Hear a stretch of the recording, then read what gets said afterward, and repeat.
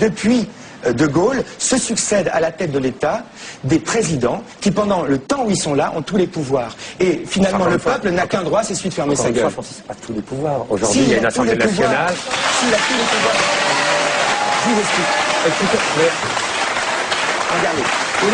Et là, mais en plus, ce qui est formidable avec le nouveau président, c'est que c'est pour la première fois vraiment clair pour tout le monde.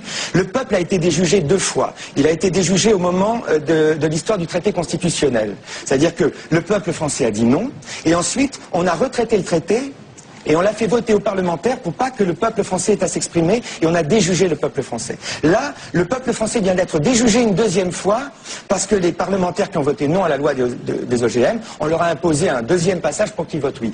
Et tout à l'heure, on parlait du permis. C'est des représentants du peuple. Non, mais les représentants du peuple. Vous voudriez quoi? Que ce soit une forme d'anarchie, que tout le monde décide de tout, que sans avis spécialisé sur rien. Je voudrais que le pouvoir législatif, je voudrais que l'Assemblée ait le pouvoir de faire les lois, que l'exécutif ait le devoir de les faire exécuter et que le pouvoir judiciaire ne soit pas chapeauté par une chancellerie.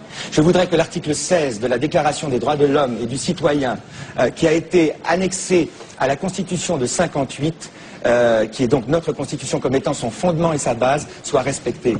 Et moi en fait, je suis pour que la volonté du peuple s'exprime.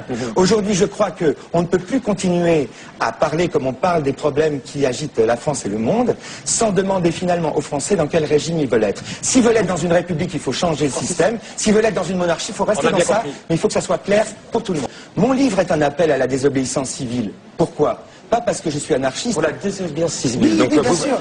Parce qu'aujourd'hui, c'est tout ce qui reste aujourd'hui au peuple pour exprimer sa volonté d'être républicain, c'est de désobéir à un régime qui se prétend une république et qui n'est pas une république. Mais sur quoi? Désobéir sur quoi? Article 2 de la Déclaration des droits de l'homme et du citoyen.